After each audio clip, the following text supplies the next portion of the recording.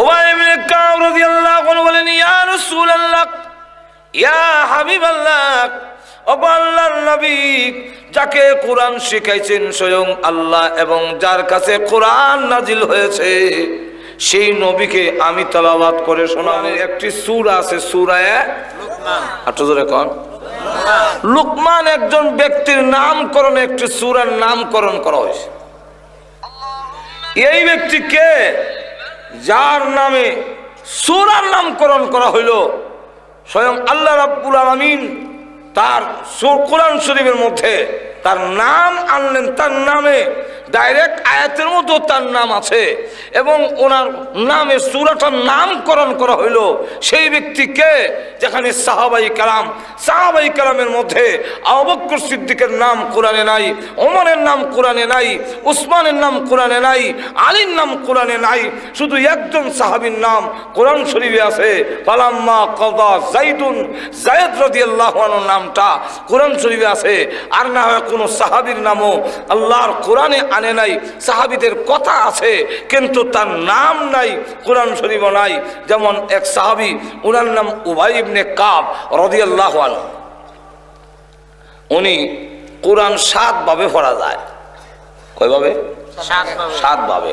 যেমন আমরা ওয়াদুহা ওয়াল লাইলি ইযা সাজা পড়ি, এরকম ঠিক না? এক সাহাবী পড়তেছে ওয়াদুহি ওয়াল লাইলি ইযা সাজি মা ওয়াদ্দাআকা রাব্বুকা ওয়া মা ক্বালি।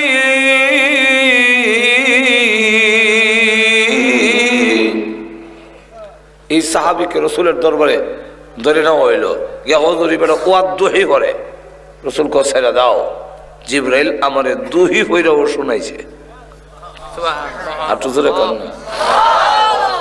তো 7 ভাবে যে কোরআন শরীফ নাজিল হয়েছে, এই 7 কারি সাহেবের মধ্যে একজনের নাম হলো উবাই ইবনে কাব।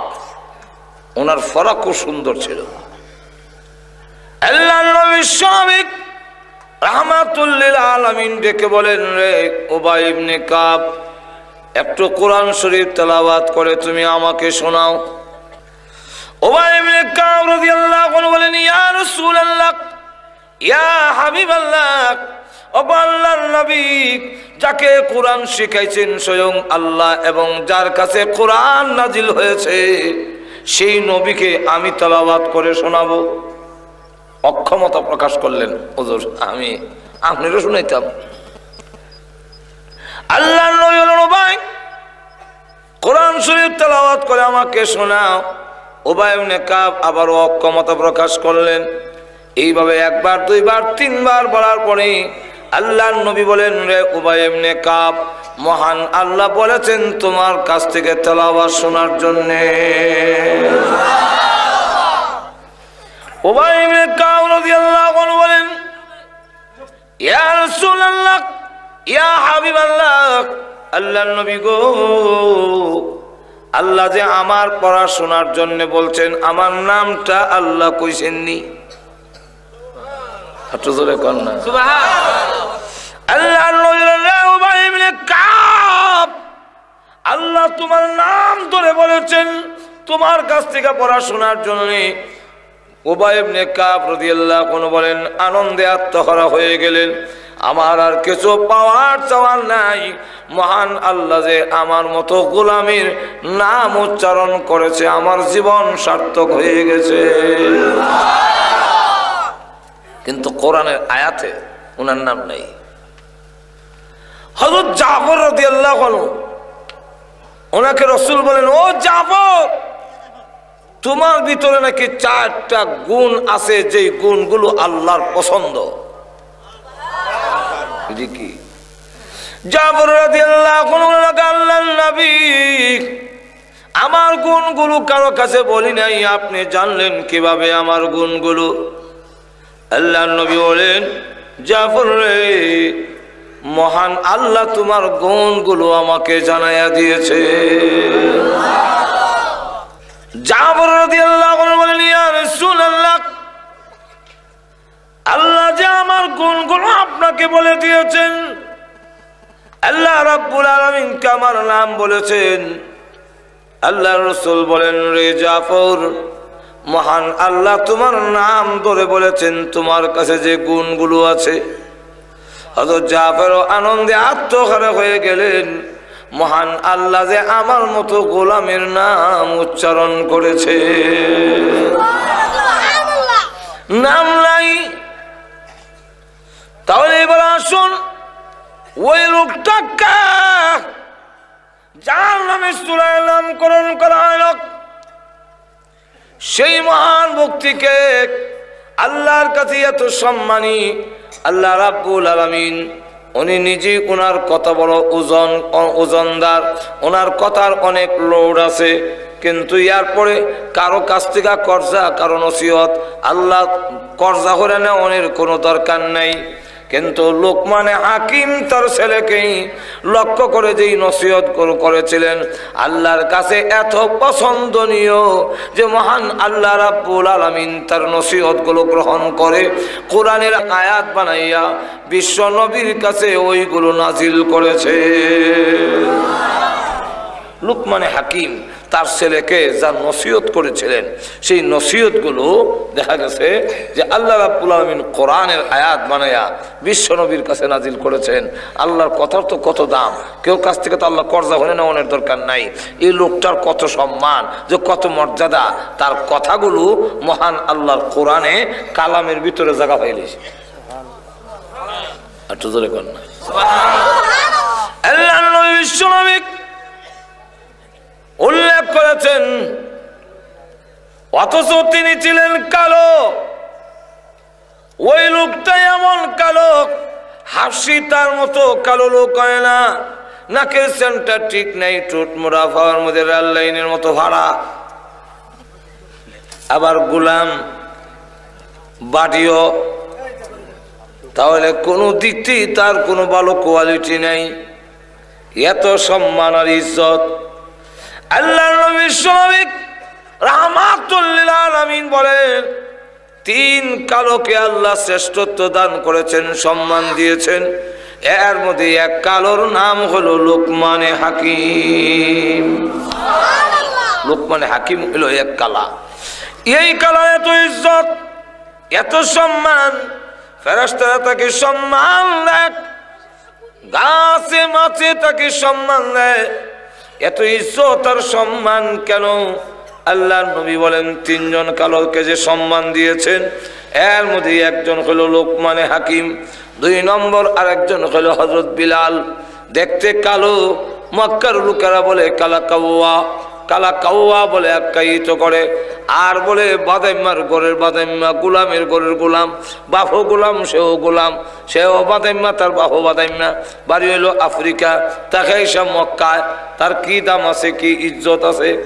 আল্লাহর নবী বলেন, আমার কালো বিলালের এত ইজ্জত, কিয়ামতের কঠিন ময়দানে আল্লাহ যখন আমাকে হুকুম দিবেন জান্নাতের গেটটা খুলে দেওয়ার জন্যে, কারণ জান্নাতের চাবি আমি বিশ্ব নবীর হাতে থাকবে। জান্নাতের গেটটা খুলে দেওয়ার জন্যে আল্লাহ যখন আমাকে হুকুম দিবেন, আর আমি ওই চাবি লইয়া উঠে যখন আরোহণ করব, তখন দেখা যাবে যে আল্লাহ ডাকবেন, ওগো নবীজি আপনার কালো বিলাল কই? কালো বিলালের কি দরকার? ওই সময় কালো বিলালকে বলা হবে নবীজি উটের উপরে, আর কালো বিলাল নিচে থেকে উটের লাগাম ধরে। আল্লাহর নবী বিশ্বনবী রাহমাতুল লিল আলামিন যে জানায়া দিয়েছেন, ওই কিয়ামতের কঠিন ময়দানে আল্লাহর নবী বিশ্বনবী রাহমাতুল লিল আলামিন বলেন, আমার ডান পাশে থাকবে বাম পাশে থাকবে ওমর, আর বিলাল তুমি নিচে থেকে উটের লাগাম ধরে ধরে আল্লাহর তৈরি জান্নাতের ভিতরে আমার সাথে তুমি ঢুকবে। যদিও কালো, কিন্তু তার কত ইজ্জত, কত সম্মান, জোরে কোন ঠিক কিনা? আরেকজন কালার নাম হলো মাহজা। তিনি উমরের আজাদকৃত গোলাম ছিলেন, কিন্তু আল্লাহ রাসূল বলেন, মা তার এত ইজ্জত আর সম্মান, জান্নাতের মাঝখান দরজা থেকে তা আহ্বান করা হবে। তাহলে এখন চিন্তা করেন, এত সম্মানী হযরত লোকমান কেন? একদিন তিনি হাজার হাজার মানুষের সামনে ওয়াজ করতেছেন, আর সকলেই বড় ইজ্জতের সাথে সম্মানের সাথে তার কথাগুলো শুনতেছেন। তার কথাগুলো কত ওজন, কত লোড, যে আল্লাহ রাব্বুল আলামিন তার কথাগুলো গ্রহণ করে কোরআনে আনছেন। তো এক লোক দাঁড়ায় গেছে মাহফিলের মাঝখান থেকে, দাঁড়ায় কয় যে আমি একটা প্রশ্ন করতে চাইছিলাম, সাহস পাই না, ভয় করে, আবার না কইলেও আমার মন শান্তি হইতেছে না। আপনি অনুমতি দিলে আমি একটা প্রশ্ন করতে চাই। জিজ্ঞাসা করে যে কি বলো?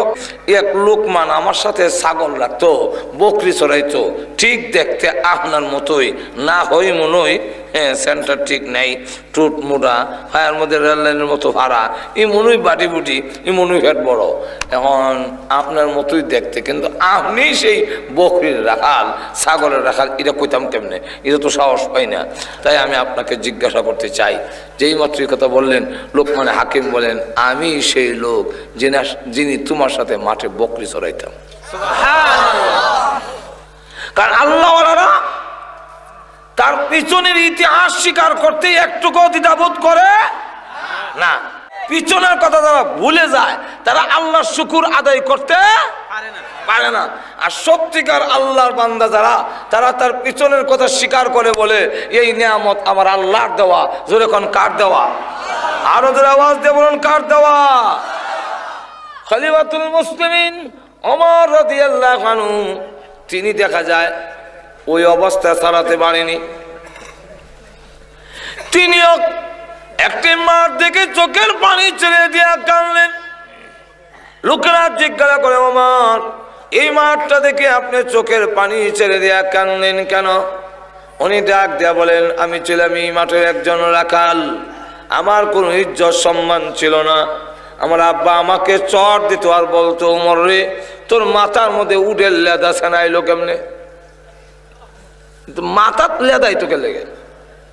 আব্বা ওই গরমের সময়, যে সময় রোদ উঠে, এই সময় উডের ভিসে গিয়া ছায়ার লেগে বইয়ে তাই, আর উডে মাথার লেদা আছে না আমার উড়ে দেয়। তো আব্বা সর দিয়া হা লম্বা একটা ফুল আমার আল্লাহ দিল, এটার আকুল বুদ্ধির লেশো নাই। উডের ভিসে বলে যে তোর লেদা দেবো ছানা দেবো, এই তো বুঝোস না। ঠিক হলো উমর বলেন, আমি ছিলাম এই মাটির বকরির রাখাল, আমার কোন ইজ্জত সম্মান ছিল না। আজকে মাঠটা দেখে কান্দি, খোদা গো কত ইজ্জত দিয়েছো, কত সম্মান দিয়েছো।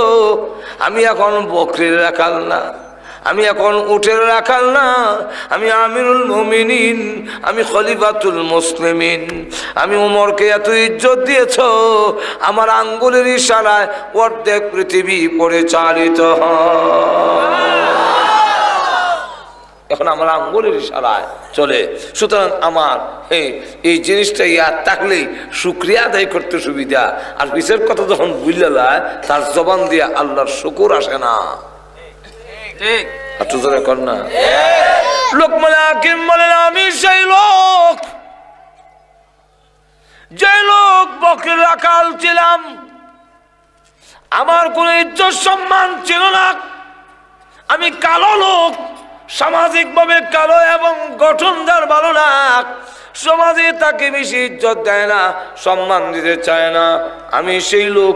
এমনি লোকটা ডাক দিয়ে বলে, আপনি যদি সেই লোক হয়ে থাকেন তাহলে আমি বকরির ছাগলের রাখাল রয়ে গেলাম, আপনার এত ইজ্জত সম্মান কেমনে হইলো, এই বেশ কমরা কেমনে হইলো আমি জানতে চাই।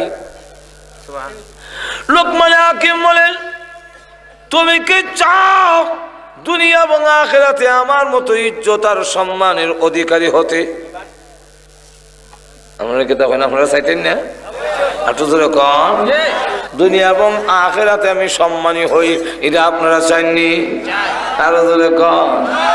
লোকমান হাকিম যেই মাত্র বলেছে, সেই লোকটা ডাক দিয়ে বলে, হ্যাঁ লোকমান হাকিম, আমিও তোমার মতো দুনিয়া এবং আখিরাতে সম্মানিত হতে চাই।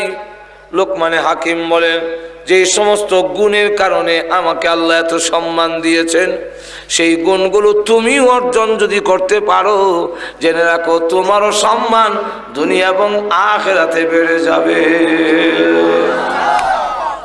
তুমি যদি আমার মতো সম্মানী হতে চাও, তো যেই সমস্ত গুণগুলো আমি অর্জন করছি সেই গুণ তুমি অর্জন করো, তাহলে দুনিয়া এবং আখিরাতে তুমি সম্মানিত হইবা।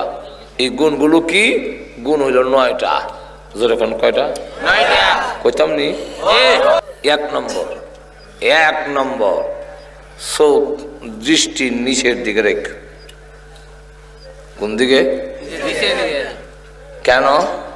আল্লাহ বলছে কুল্লিল মুমিনিনা ইয়াগুদ্দু মিন আবসারিহিম। হে রাসূল, আপনি মুমিন পুরুষদেরকে বলুন তারা যেন দৃষ্টি নজর নিচের দিকে রাখে। নারীদেরকেও বলুন নজর নিচের দিকে রাখো। গেল 1। ثم لآتينهم من بين أيديهم ومن خلفهم وعن أيمانهم وعن شمائلهم।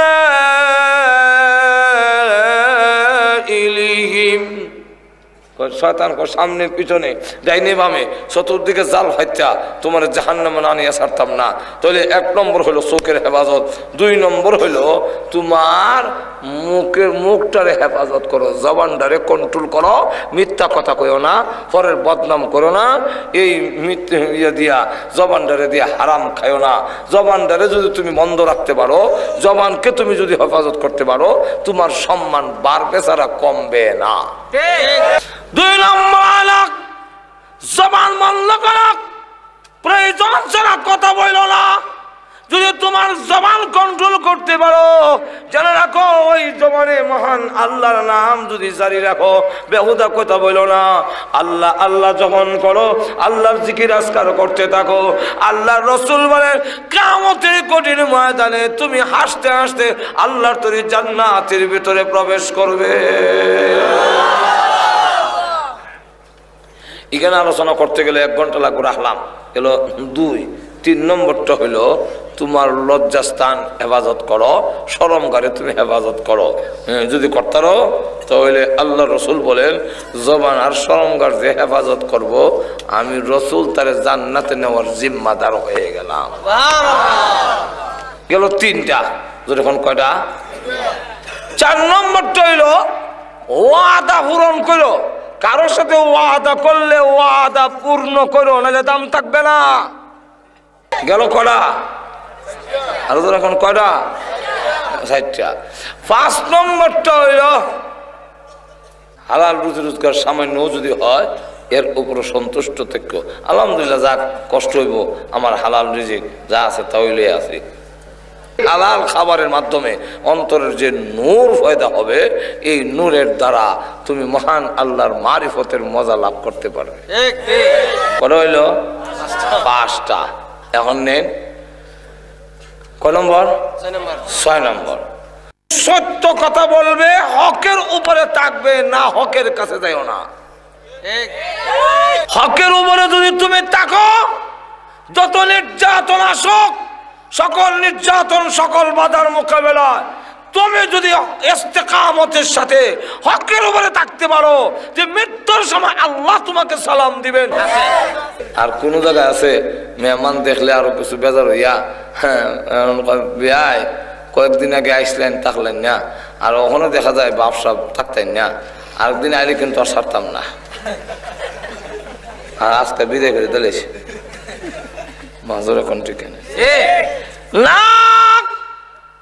মেহমানের ইজ্জত কইল, পয়গম্বরের সুন্নাত হইল মেহমানকে ইজ্জত করা। আল্লাহর পয়গম্বর ইব্রাহিম আলাইহিস সালাম মেহমান ছাড়া তিনি খাইতেন না। একবারে 3 দিন হয়ে গেছে, রাস্তায় গিয়ে দাঁড়াইয়া থাকে, কোনো মেহমান নাই, মেহমান ছাড়া তিনি খায় না। আল্লাহ ডাক দেন, জিবরাইল 12 জন ফেরেশতা নিয়ে যাবা কওমে লূতকে ধ্বংস করার জন্য। তো আমার ইব্রাহিমের বাড়ি হইয়া যাইও, তোমাদেরকে মেহমান মনে করে খাবারের আয়োজন করবে, আমার ইব্রাহিম নবীকে খাওয়াইয়া তারপরে যাইও। এখন ইব্রাহিম আলাইহিস সালাম 3 দিনের ক্ষুধার্ত, খাওয়া শুরু করছে, মেহমানের সাথে কথা কয় আর খায়। কিন্তু মেহমানরা তো হাত বাড়ায় না, কারণ ফেরেশতা তো ওরা তো খায় না, খালি ঠেলে ঠেলে ইব্রাহিম নবীরে দেয়। আর পর্দার আড়াল দিকে হযরত সারা তিনি দেখতেছেন যে মেহমানে খালি ঠেললে ওনার দিকে ইব্রাহিম নবীর দিকে দেয়, মেহমানে খায় না, মেহমান স্পর্শ করে না। তখন ডাক দিয়া কয়, ও স্বামী, আপনার মেহমান দি খায় না কিতা? হ্যাঁ খায় না। ওখানকে মনে হয়েছে আপনার কি জাল বেশি গেছে, লবণ বেশি হয়েছে, খান না কেন, পেরেশান হয়ে গেছে। তখন জিবরাইল চিন্তা করলো, এখন যদি পরিচয় না দেই ইব্রাহিম নবীর পেরেশানি আরো বাড়বে। তখন তিনি ডাক দেয়া কয়, ও আল্লাহর পয়গম্বর, আমরা খাবো না, আপনি আমাদেরকে চিনছেন না, আমি আল্লাহর রহমতের ফেরেশতা জিবরাইল, আপনাকে খাওয়াবে লেগে আইছি। কোরআন শরীফ ঘটনা আছে। যাক, কটা হইল? 7টা। 8 নম্বরটা হইল, এমন কথা কইও না এবং কাজ করো না যে কথা আর কাজে পরকালে কোনো উপকারে আসবে না। একটু ধরে কন না, কটা হইল? আরো ধরে কন। 8টা। 9 নম্বর, যখন কয় নম্বর? 9 নম্বর, প্রতিবেশীর খোঁজ খবর রেখো। প্রতিবেশীর খোঁজ খবর যদি নিতে পারো, প্রতিবেশীর কাছে, মহল্লার কাছে তোমারও দাম বেড়ে যাবে, মহান আল্লাহ রাব্বুল আলামিনের কাছেও তোমার ইজ্জত বেড়ে যাবে। লোকমান হাকিম বলেন, তুমি যদি আমার মতো হতে চাও তাহলে এই গুণগুলো অর্জন করে নাও। এখন আসুন, লোকমান হাকিম উনি যে ওনার ছেলেকে লক্ষ্য করে যে নসিহত গুলো করেছিলেন, ওনার ছেলেকে আল্লাহ কোরআনে তা তুলে ধরেছেন। একটা হলো আল্লাহর ভাওনা, আর একটা হলো বান্দার ভাওনা। প্রথম নম্বরটা হইলো আল্লাহর ভাওনাটা সবচাইতে বড় না ছোট? আরো যখন বড় না ছোট? আল্লাহর পাওনা সবচাইতে বড়। এই কারণে আল্লাহ রাব্বুল আলামিন প্রথমে তুলে ধরছেন যে লোকমান হাকিম বলেন, ওয়াইল ক্বালা লুকমানু লিবনিহি ওয়া হুয়া ইয়াইদুহু ইয়া বুনাইয়া লা তুশরিক বিল্লাহ ইন্নাশ শিরকা লাযুলমুন আযীম। প্রথম নম্বরটা হইল, হে স্নেহের ছেলে, হে আদরের ছেলে, শিরিক করো না, শিরিক করো না। কারণ শিরিক হইল সবচেয়ে বড় জুলুম, সবচেয়ে বড় পাপ, সবচেয়ে বড় অন্যায়। শিরিক কি বলে? পৃথিবীর কোনো বস্তুকে আল্লাহর সমকক্ষ সাব্যস্ত করা, আল্লাহর সমান বরাবর সমান দায়ের করা, এটার নাম হইল শিরিক। পৃথিবীর কোনো বস্তু, পৃথিবীর কেউ মহান আল্লাহর সমকক্ষ নন। আল্লাহ রসুল জানাইয়া দিয়েছেন যে গুনাহ করার মধ্যে সবচেয়ে বড় গুনাহ আল ইশরাকু বিল্লাহ, আল্লাহর সাথে শরীক করা। আর আল্লাহর করণীয় সবচেয়ে বড় হলো নামাজ। কোন বান্দা বান্দি যদি 5 ওয়াক্তের নামাজ আদায় করে আর শিরিক করে না, আল্লাহ রাব্বুল আলামিন জানাইয়া দিয়েছেন ওই বান্দার জিম্মাদার আমি স্বয়ং আল্লাহ নিজে হয়ে যায়। কিয়ামতের মাঠে ওই লোকটাকে কোনো না কোনো একটা অজুহাতে আল্লাহ তার জিন্দেগীর গুনাহ মাফ করার ব্যবস্থা করবে। এই জন্য লা তুশরিক বিল্লাহ, আল্লাহর সাথে শরীক। এরপরে বলে আল্লাহ একটু আগে বলে আল্লাহর পাওনা আদায় করার পরে মা বাবার পাওনাটা সবচেয়ে কেন? আল্লাহ রাব্বুল আলামিন বলেন, আমি যা দিয়েছি আমার যেমন কোনো স্বার্থ নাই রে বান্দা, তোমরা আমার ইবাদত করবে, এটা আমার কোনো স্বার্থ নয়। আমার যেমন কোনো স্বার্থ নাই, ঠিক তেমনি ভাবে মা বাবাই একমাত্র পৃথিবীর ব্যক্তি যারা তার সন্তানকে যা দিয়েছেন কোনো স্বার্থ নাই। তা আল্লাহ নবী বিশ্ব নবী রাহমাতুল লিল আলামিন বললেন যে মা বাবাই একমাত্র ওই ব্যক্তি যেই ব্যক্তি তার সন্তানকে যা দিয়েছে এর মধ্যে কোনো স্বার্থ নাই। পৃথিবীর একে অন্যকে যা দেয় সবগুলোর স্বার্থ আছে। শ্বশুরে জামাইরে দেয়, স্বার্থ আছে। অমুকে তুমুকরে দেয়, স্বার্থ আছে। মেম্বার সাহেব, চেয়ারম্যান সাহেব যারা যা দেয় সব স্বার্থ আছে। এমনকি খালাম্মা তিনি যদি তার বোনের ছেলেরে, বোন পুত্রে দুধেশ্বর খাওয়ায়, মামলেট খাওয়ায়, বড় আদর করে, তাহলে এখানেও সম্ভাবনা আছে আপনার মতল বোন কান্দ তুল্লা দেওয়ানের।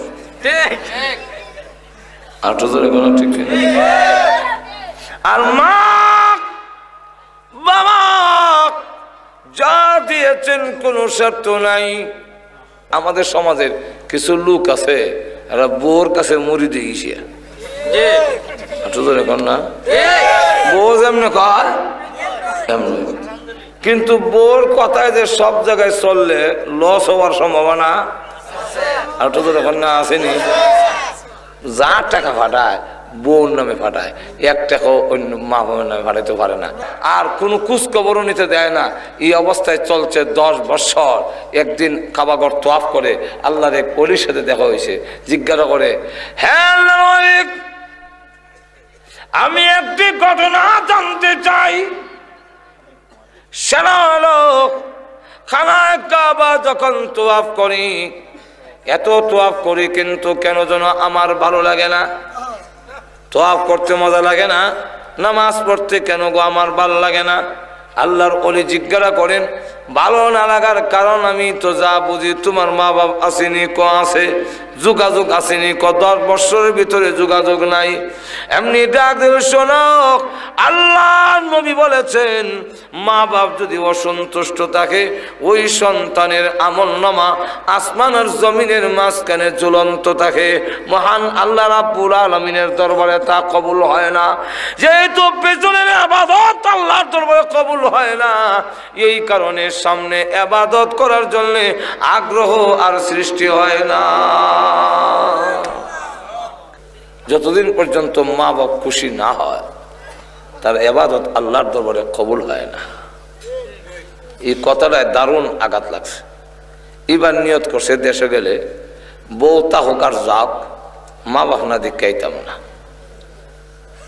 সময় আর 10 বছর পরে আইছি, আইয়া মনে করেন বাসুদেব বাজার নামছে, কেমনে যাইতাম একটু খোঁজ খবর লই। 10 বছরের ভিতরে কোনো খবর নাই।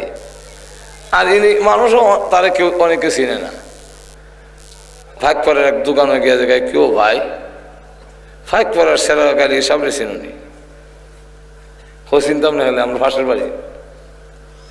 উনি আসেনি, উনি কেমন আছে, উনি তো নাই, মারা গেছে। কেমনে এবার তো 2টা চোখ নষ্ট হয়ে গেছিল, চিকিৎসা করতে পারছে না। অভাব অনটন করতে করতে আমরা গ্রামে ভিক্ষা করতে, এরপরে আমরা সাহায্য সহযোগিতা দিতে বহু চেষ্টা করে শেষে চিকিৎসার খরচ দিতে পারে নাই বলে আস্তে আস্তে দুঃখে দুঃখে পৃথিবীর থেকে বিদায় হয়ে গেছে। ছেলের অন্তরে আস্তে আস্তে আঘাত লাগতেছে। আচ্ছা, ওনার ওয়াইফের অবস্থা বলে উনিও না তাহার মতো আছে, কি তো হয়েছে বলে তারও 2টা চোখ নষ্ট হয়ে গেছে। আর গ্যাস্ট্রিক থেকে চিকিৎসা করতে না কোনো ভাইরা এই গ্যাস্ট্রিক বাড়তে বাড়তে আলসার হয়ে ক্যান্সার হইয়া এখন মৃত্যুর মুখে পতিত লড়াই করতেছে। আমরা গ্রামের লোকেরা সাহায্য সহযোগিতা জাকাত ফাতরা দিলে এরা জান বাচ্চা আছে, এই অবস্থায় এখন আছে। এক কদম যায় আবার পিছনের দিকে ফিরে আসে। আমি কেমন সন্তান, চিকিৎসার অভাবে আমার আব্বা মারা গেল, আমার মা চক্ষু অন্ধ হয়ে গেছে, ক্যান্সার হয়ে গেছে। এখন আমার মা বেঁচে আছে, শুধু জানটা আছে দেহের ভিতরে। আমি আমার মার সামনে যাওয়ার পরে কোন মুখে আমি মা মা বলে ডাক দিব? মা যদি বলে তোমার বাবা চিকিৎসা করতে পারিনি, পৃথিবীর থেকে বিদায় হয়েছে, আমিও মরণাপন্ন, আর তোমার এইগুলার কি দরকার? আমার আর খোঁজ খবর নিয়ে আল্লাহ কিরে বাবা, তোমার মতো সন্তানের আমার কোনো দরকার নাই। মা যদি কথা বলে তাহলে তো ঠিকই বলবেন। এক কদম যায় আবার পিছনের দিকে চলে আসে, এরকম করে করে চোখের পানি চলে দিয়া কানলে ঘরের দরজায় গিয়ে পৌঁছে মা কইয়া ডাক দিতেই মা যেখানে আরেকজনে দইরা উঠাইতে হয় এখন দেখা যায় এমন স্পিরিট মার শরীরে এসেছে, এত মধুর ডাক কে দিলে রে, মা মা বলে কে ডাক দিলে। মা উঠে শোয়ার থেকে বিছনায় উঠে বসে গিয়েছে। আমি বুঝেছি পরিচয় দিতে হয় নাই, আওয়াজে বুঝে পেরেছি, আমি বুঝতে পেরেছি তুই আমার সন্তান। আমি চোখে দেখি না, আয় আমার বুকে আয়। দুইটা সামনে যখন বাড়িয়ে দিয়েছে সন্তানকে বুকে জড়ায় ধরার জন্যে, এমনি সন্তানকে বুকে জড়াইয়া চোখের পানি ছেড়ে দিয়া যখন মা কান্দে, ছেলে এবার জিজ্ঞাসা করে, মা গো আমি এক কুলাঙ্গার সন্তান, আমি আমার বাবার খোঁজ খবর নিতে পারি নাই, চিকিৎসা করতে পারলো না। ও মা আমি আমার মার খবর নিলাম না, মা ও মরনা পড়লো। এখন আমি মা একবারও যে তুমি বললে না যে না তোমার মতো সন্তানের কোনো দরকার নাই, বরং আমাকে বুকে জড়ায় ধরলে আর বলতেছো আমি চোখে দেখি না, আমি হাত দিয়ে দেখবো তুই আমার সন্তান কত বড় ঈশ্বর। ও মা একবার দি বললেন না কেন? মা ডাক দিয়া বলে, না বলার কারণ হইল আমি মা তোমাকে গর্ভে রেখেছি, দুধ খাওয়াইছি, পেশাব পায়খানা করেছি, কোনো কিছু পাওয়ার আশায় করি নাই রে বাবা, মা হিসাবে তা করেছি। এই কারণে আল্লাহ রসুল বলেন মা বাবার পাওনা সারা জীবন পরিশোধ করলেও তোমার শেষ হবে না। তাহলে এতে বোঝা যায় মা বাবা তার সন্তানকে যা দিয়েছেন সম্পূর্ণ দিয়েছেন একমাত্র নিঃস্বার্থভাবে। আরো ধরে কোন ঠিক? তাহলে এই জন্যে আল্লাহ রাব্বুল আলামিন তার হুকুমের পরে মা বাবার কথা তুলে ধরছেন। আমরা যুবক ভাইদেরকে বলবো মা বাবার খেদমত করতে রাজি আছেন তো? আরো যখন রাজি আছেন? আর আল্লাহর পাওনা হইল সবচেয়ে বড় পাওনা।